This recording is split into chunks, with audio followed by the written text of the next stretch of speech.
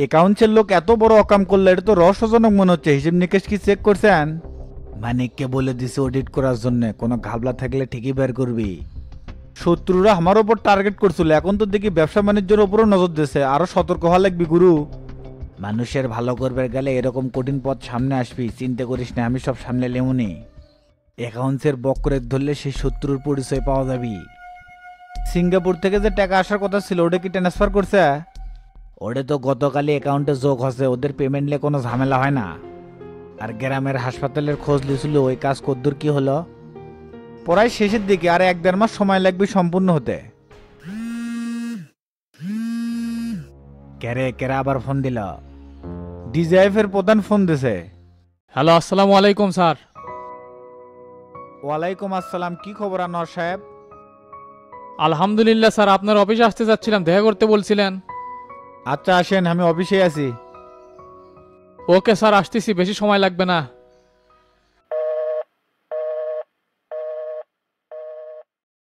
উনি কি বলতিছে? দেখা করতে বলছিলাম তো, ওই জন্য আসতেছে। ডিজিএফ এর প্রধান সেনা প্রধানের গুপ্তচর হতে পারে, তাই যা করা সাবধানে করা লাগবে। সেটা আমি জানি গুরু, তবে এই লোক আমাদের প্ল্যানের সাথে যুক্ত হয়ে কাজ করতে রাজি আছে। তাহলে তো ভালোই, তারপরও এই লোকের সাথে সতর্কতার সহিত কাজ করতে হবে।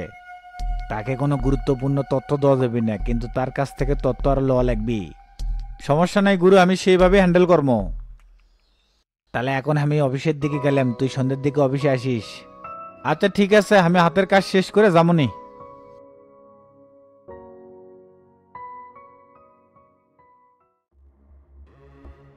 তোর মালগুলো তো পুলিশ হেডকোয়ার্টারে জমা পড়ে গেছে। জমা পড়ে গেলে আর কি করার, তোকে বারবার করলাম এগুলো উদ্ধার করে দে, সেটা তো আর হলো না। সেই প্রসেস থাকলে ঠিকই তোকে উদ্ধার করে দিলাম নি। আইজি তোর কাছের লোক আছিল, কিছু মাল করি ছাড়লে তো এইগুলো হ্যান্ড ওভার করা গেল হয়নি। স্বরাষ্ট্র দপ্তরের নথি তো অন্তর্ভুক্ত হয়ে গেছে, এখানে আর কিছু করার নাই। আইজি খুব দৌড়ের উপর আছে, অক দিয়ে কাম করালে শেষে আমও যাবি ছালাও যাবি। তাহলে কি ছাড়িয়ে দিবার করছিস নাকি? এই পরিস্থিতির মধ্যে এলাক দেশে ঢোকানাই ঠিক হয়নি। আগে মুরব্বীদের জেল থেকে বের করতে হবে, তাছাড়া কিছুই করে পারছি না। 6 কোটি টাকার মাল সব ছাড়িয়ে দিব। দরকার পড়লে ছেড়ে দেওয়া লাগবে।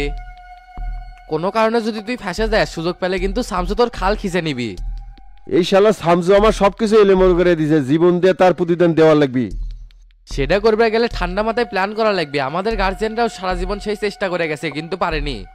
তারা পারে নাই দেখে যে আমরা পারবো না, সেটা কিন্তু ঠিক নয়। আমার জীবনের এখন প্রধান উদ্দেশ্য সামজুকে দুনিয়া থেকে নাই করে দেওয়া।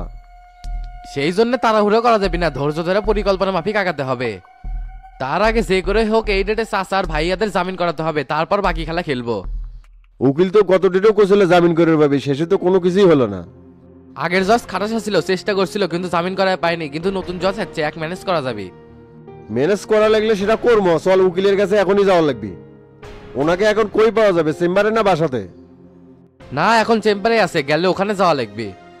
আচ্ছা চল তাহলে এখনই। তুই বাইরে যা, দাঁড়া আমি আসতেছি।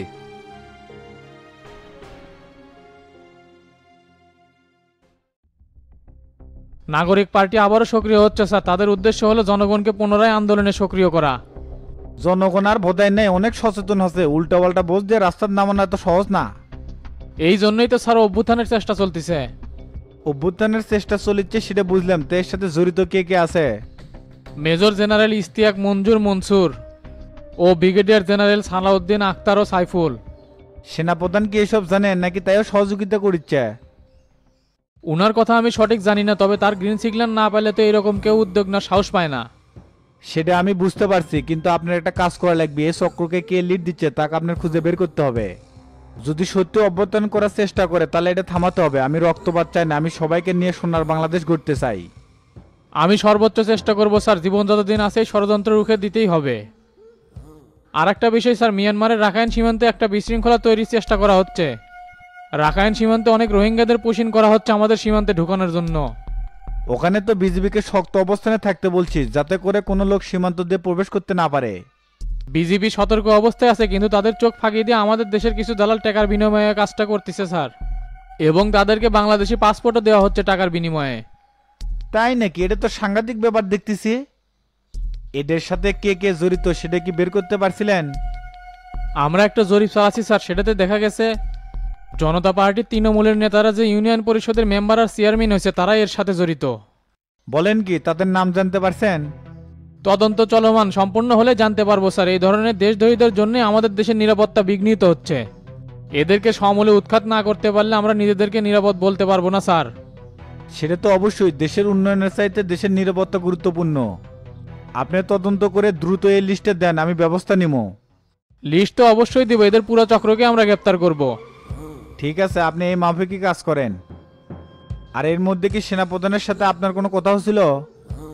অফিসিয়াল ছাড়া আমার সাথে কোনো ব্যক্তিগত কথা হয় নাই। ঠিক আছে, আপনি এখন আসতে পারেন, আর ফোনে সব আপডেট দিবেন। ওকে স্যার, আসসালামু আলাইকুম। ওয়ালাইকুম আসসালাম।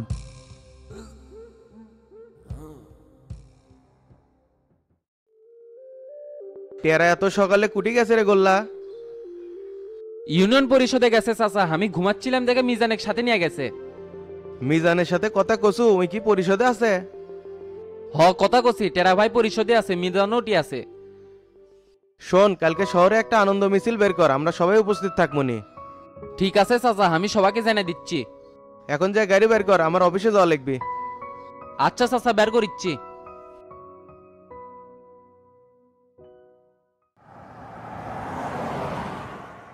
বাচ্চু কিন্তু গত মাসের আর এই মাসের টাকাটা দেয়নি। ওই কিন্তু খুব চিকন মাল ভাই, অকিংকা করে সাথ দিচ্ছেন কি জন্য? সুদেরও মানুষের কিন্তু অভ্যাস ভালো না। ওর অভ্যাস ভালো হোক বা খারাপ হোক, আমার সাথে 2 নম্বরই করলে ওকে মার্কেট থেকেই বের করে দেবো। আমার তো মনে হয় ভাই এই মার্কেটের কমিটি নিয়ে ওই গিরিঙ্গি করিচ্ছে। মার্কেটের সভাপতি আর সেক্রেটারির সাথে আমার কথা হচ্ছে, তারা ভাড়া বাইরে দিতে রাজি হচ্ছে। তাহলে বাচ্চু আপনি সেদিন কি করলো দেখলেন? আয়নাবাজিটা কেমনে করলো? ওর আয়নাবাজি বের হবিনি, তুই এখন যাই ওর থেকে ভাড়াটা নিব। কে ভাই, আপনি ওর কাছে যাবেন না? না আমি যাবো না, তোকে নামে দিচ্ছি আর আমি মাস্টারের অফিসে যাবো। তুই বাচ্চুর কাছ থেকে টাকাটা নিয়ে সোজা উঠি চলে আসিস। আচ্ছা ভাই।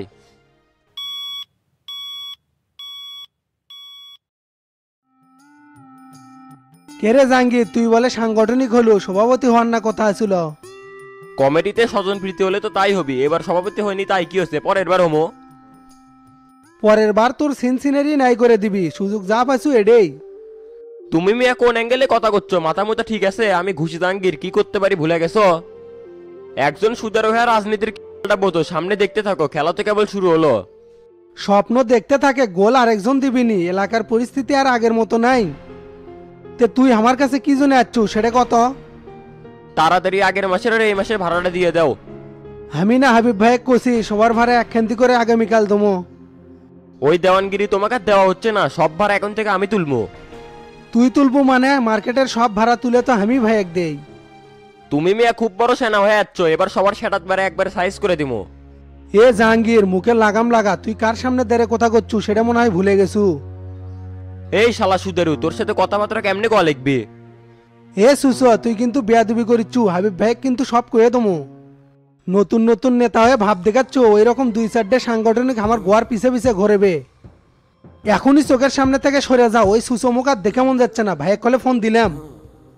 আটা সিরানিস, এখন বেশি কথা নয়, তাড়াতাড়ি ভাড়াটা দেও, আমি চলে যাই। আবার মুখে মুখে কথা করছো, উনকে মেও মেও করে লাভ নেই। তোর হাতে ভাড়া দেবো না, ভাইয়ের ডাক।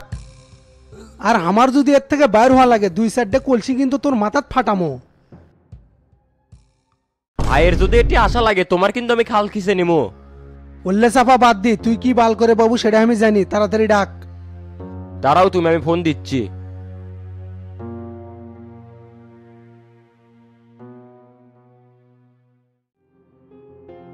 নন্দীগ্রামের কমিটির কি করলে মাস্টার? এটাও কি শামসু দিবি নাকি? না, আমরাই দেবো, যাক যোগ্য মনে হবি, দলের জন্য ভালো হবি তাকে দেবো। ঠিকই করছো, যোগ্যদের দায়িত্ব দিলেই ভালো হবি, না হলে আগের কমিটির মতোই আবার হ্যাল হবি। পৌর কমিটি নিয়ে আপনার মনে তো আবার দুঃখ জমা হয়েছে নাকি? না না, সেটা হবি কৃষক। শামসু সুন্দর কমিটি দিছে, এইভাবে কমিটি দিলে তো দেশটাই পাল্টে যাবি। ভবিষ্যৎ নেতৃত্ব তৈরি করতে হলে এইভাবেই কমিটি করতে হবে, আর শামসু সেটাই করছে। তবে একটা বিষয় কি, গোল্লাক সভাপতি দিলে মনে হয় ভালো হলো নি। ডনের মতো স্যাংরাক শামসু কিভাবে পছন্দ করলো এটাই তো মাথার ঢুকিচ্ছে না। শামসুর বুঝের সাথে আপনার আমার কাম বাজেনি, নতুন কোনো চিন্তা আছে দেখে এটা দিছে। না ঠিকই আছে, হয়তো নতুন কোনো চিন্তা ভাবনা করছে দেখেই দিছে। আর এইদিকে তো আরেকটা বিষয় শুনলাম, উপজেলাত নাকি 200 কোটি টাকার ঘাপলা হচ্ছে। এতে কিন্তু শফিক তোতাও জড়িত থাকতে পারে, আরিফের সাথে ওদের ভালো সম্পর্ক। আপনি সব কিছুতেই সফিক তো টেনে নিয়ে আসেন কে হাবিব ভাই? এই 200 কোটি টাকার ঘাপলা নিয়েই তদন্ত হচ্ছে, এর সাথে যারা জড়িত প্রশাসন তাদের ঠিকই বের করবি। তোতা শফিক যদি এর সাথে জড়িত থাকে ওরাও ধরা পড়বি। আমি তো মাস্টার তোমাকে সেই কথাই করলাম, ওই সময় আরিফের সাথে করে সেই সম্পর্ক ছিল। চাচা আপনি কি এখন কোথাও বের হবেন? না, দুপুর পর্যন্ত এটি আছি। কে তুই কোনোটি যাব নাকি?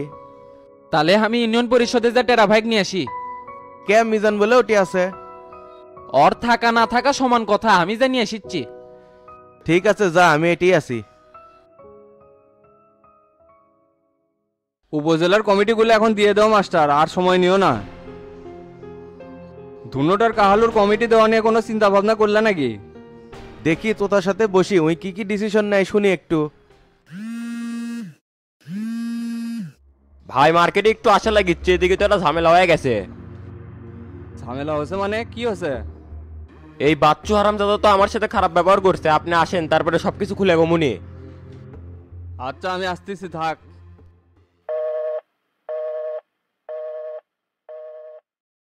হাবিব ভাই কি হচ্ছে? তেমন কিছু না, মার্কেটে না ঝামেলা হয়েছে, আমার এখন ওঠা লাগবে মাস্টার। আচ্ছা ঠিক আছে যান, সন্ধ্যায় পার্টি অফিসে চলে আসেন।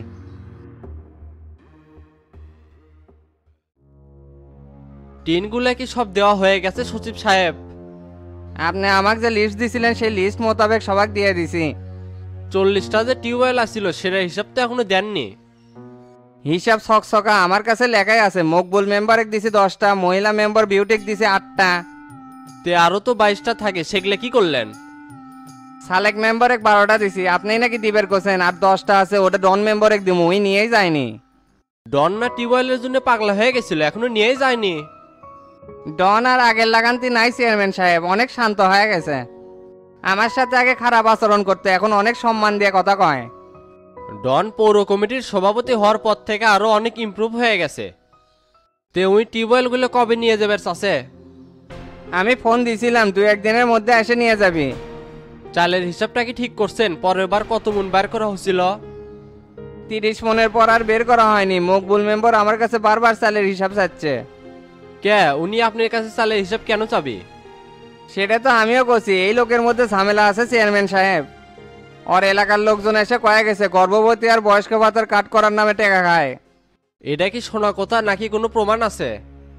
প্রমাণ নাই, তবে উপস্থিত সাক্ষী আছে চেয়ারম্যান সাহেব। ঠিক আছে আপনি যান, আমি বিষয়টা দেখব নি।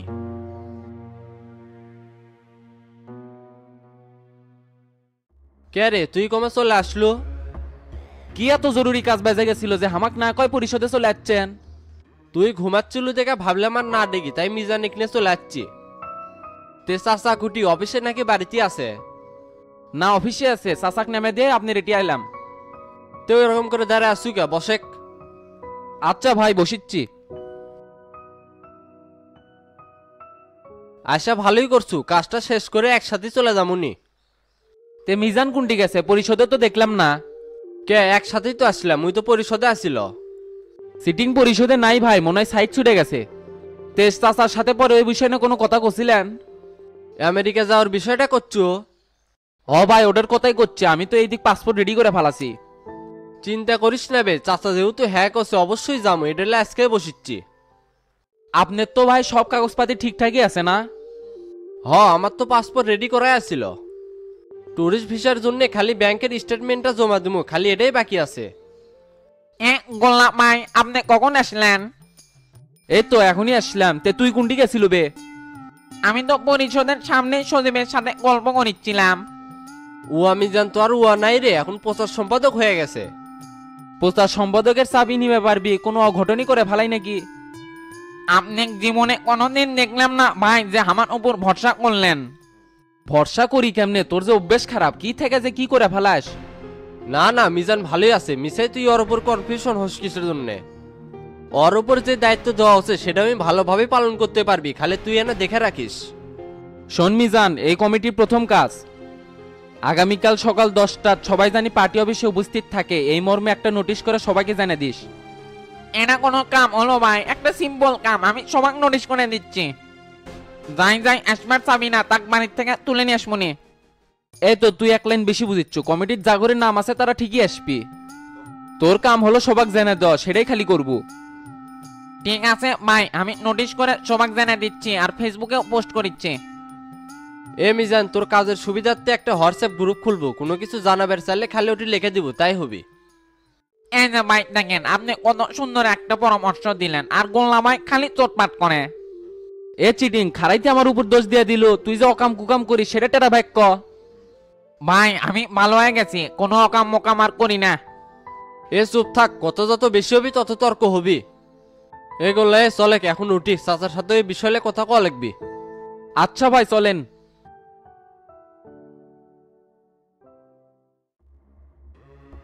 রাজনীতির চাকা ঘুরে গেছে রে ডন, কেমনে নিজের করে নেওয়া লাগে বুঝে গেছি। এতদিন পর এসে আপনার হুঁশ হচ্ছে, উপরে উপরে কারোর সাথে শত্রুতা করা যাবে না ভাই। সভাপতির পদ পাওয়াতে আমি সেটা বুঝতে পারছি। শামসুর মতো লোক দেখে তুই সভাপতি বানাচ্ছে, মাস্টার হলে তুই জীবনেও দিল না হিনি। এটা আপনি ঠিক করছেন ভাই, তবে দায়িত্ব আমি সঠিকভাবে পালন করবে চাই। শোন, অত প্যারা না নিয়ে গলার উপরে সব ছেড়ে দেবো। উই কিন্তু চ্যাংরা ভালো আছে, কাজ করেও মজা পাবো। আর জাহাঙ্গীর যেহেতু সাংগঠনিক হচ্ছে, গলার সাথে কখনোই মিল হবার দিব না। এমন পরিস্থিতি তৈরি করবো যাতে করে জাহাঙ্গীরে কই দেখপারই না পারে।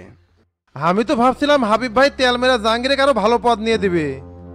তেল মেরা কমিটি নেওয়ার দিন শেষ, যোগ্যতা অনুযায়ী মূল্যায়ন হবি। তুই সবার সাথে আন্তরিক সম্পর্ক রেখে দেবো, যা করার তলাতলে করবো। সুযোগ পালে জাহাঙ্গীরের অবস্থা আমি খারাপ করবো ভাই।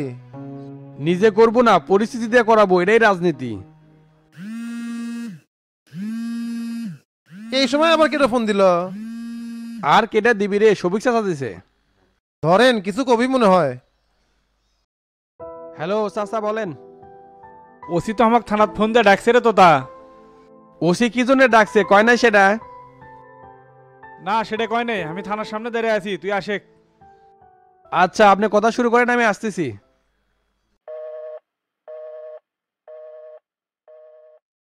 ওসি আবার কিসের ডাকলো, কোনো সমস্যা হচ্ছে নাকি? পুলিশ ডাকলেই সমস্যা হবে, অন্য কোনো কারণে তো থাকতে পারে। যা গাড়ি বাই কর, থানার যাওয়া লাগবি। আচ্ছা ভাই ঠিক আছে।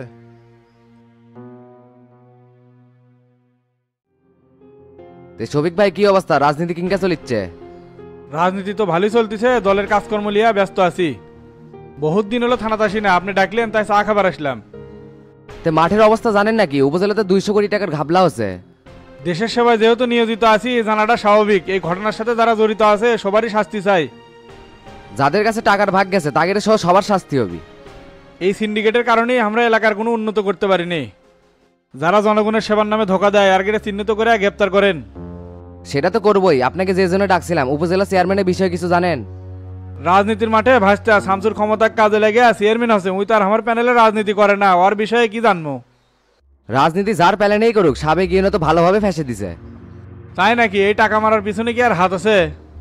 হাত কার কার আছে সেটা এমনি বের হবেনি শফিক ভাই। সবার ব্যাপারেই তদন্ত চলিচ্ছে, সন্দেহের বাইরে কেউ নাই। হ্যাঁ চলুক, বগুড়া জেলাকে আমরা স্বচ্ছ দেখতে চাই। ওসি সাহেব, এখানে যারাই 2 নম্বরের সাথে জড়িত তারগেরই ধরেন। সেটা আপনি হলে আপনাকেও গ্রেপ্তার করা হবে, কি বলেন? ওসির কথার অ্যাঙ্গেল তো অন্যরকম মনে হচ্ছে। অবশ্যই ধরবেন, আইনের ঊর্ধ্বে তো কেউ নাই। আমি যদি অপরাধ করি আমাকেও ধরবেন। ঠিক বলেছেন, আইনের ঊর্ধ্বে কেউ নয়। এই দুর্নীতি বিরোধী অভিযানকে আমি সাধুবাদ জানাই। আমার কোনো সহযোগিতা যদি লাগে ওসি সাহেব, আমাকে অবশ্যই জানাবেন। ঠিক আছে ভাই, আপনাকে আমি সবকিছু জানাবো, সমস্যা নাই। তাহলে আমি উঠলাম ওসি সাহেব।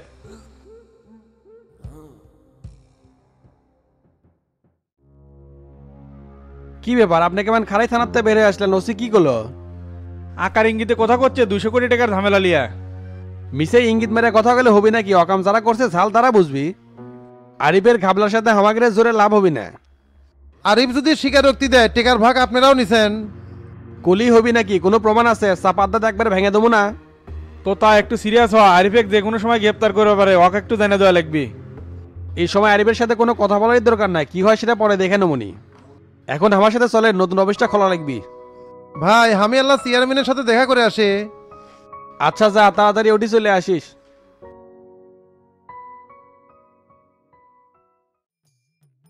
দোস্ত, পথ পেয়ে দোকানদারি করলে হবে?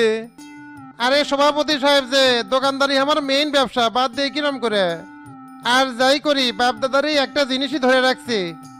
সভাপতি হলু, তোর তো এখন একটু খাওয়া দাওয়ার কথা। গতকাল যে আলুঘাটি কবজি ডুবে খেলে, ওটি তো একটু গরু হামড়াই দিছে। কোষ কিরে, তাই নাকি? সেটা তো আমি জানি না। তোতা ভাই ওই অনুষ্ঠানে 1 লাখ টাকা দিছিল, এমনি এমনি এত বড় হয় নাই। তে দোস্ত, এখন দোকান থেকে বাইরে হতো, কাম আছে। কুটি দেবার যাচ্ছ? আগে দোকান থেকে বাইর হতো তারপরে করছি। এ রাব্বি, হিসাব নিকাশ সব করে রাখছি, তুই দোকানে থাকিস, আমি একটু পরে আসিচ্ছি। বিষয়টা গোলাপি ভাবি ফোন করে কয়ে দেওয়ার লাগবে। এ অঙ্কা বীর বীর করছো কে? আমি যেটা করছি সেটা বুঝছো? ও ভাই বুঝছি, ঠিক আছে যান। এ ডন চ তাহলে। আচ্ছা বাইর হ।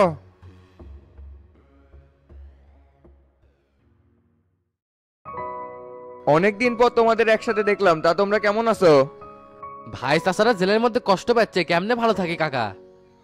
রাজনৈতিক মামলা দিয়ে যে হয়রানি করা হচ্ছে, জজ কি সেটা বোঝে না?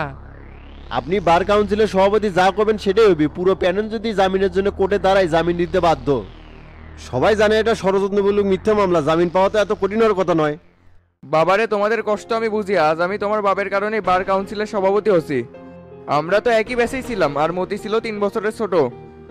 তাদেরকে এখনো বের করতে না পেয়ে কষ্ট আমারই বেশি হচ্ছে।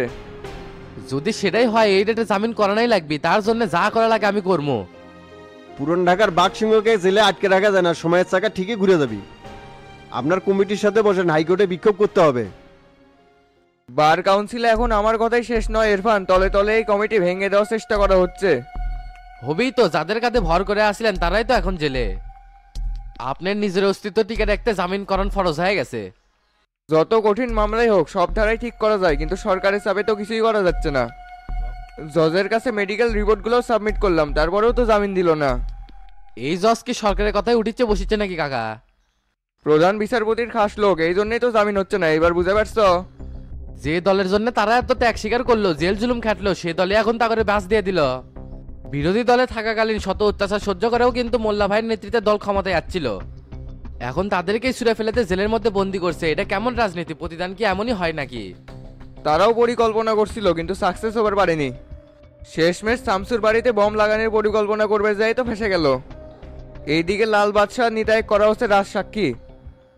নিরাপত্তার সাথে তাদের আবার জেলের মধ্যে গোপন করেও রাখা হচ্ছে। গোপন করে রাখা হচ্ছে বলতে? কাশেমপুর জেলেই রাখছে, কিন্তু ওদের কোথায় রাখা হচ্ছে সাধারণ কয়েদিরা জানে না। তাহলে তো কাহিনী ওটি লুকে আছে। এই 2 রাত সাকিক যদি শেষ করে দিই, তাহলে কি মামলায় কোনো প্রভাব পড়বে? প্রভাব তো 100-100 পড়বেই, কিন্তু এটা তো করা যাবে না বাবা, ঝামেলা আছে। কিসের ঝামেলা মনে হচ্ছে আপনার কাছে? ধরা বললে সবাই ভেসে যেতে পারো, আমি সহ। চিন্তা করো না, মামলার জজ পরিবর্তন হচ্ছে, এই জজ আবার টাকা খায়, যেভাবে হোক জামিন করেন যাবে। তোমরা চলে যাও, তাদেরকে বের করার দায়িত্ব আমার। আমাদের সাথে তো দেখা করে দিচ্ছে না, এই বিষয়ে কিছু করা যায় না? দেখি আমি জেল সুপারের সাথে কথা বলে কোনো ব্যবস্থা করতে পারি কিনা। তাহলে আপনি ওটাই করেন, আমরা তাহলে উঠলাম। আচ্ছা যাও।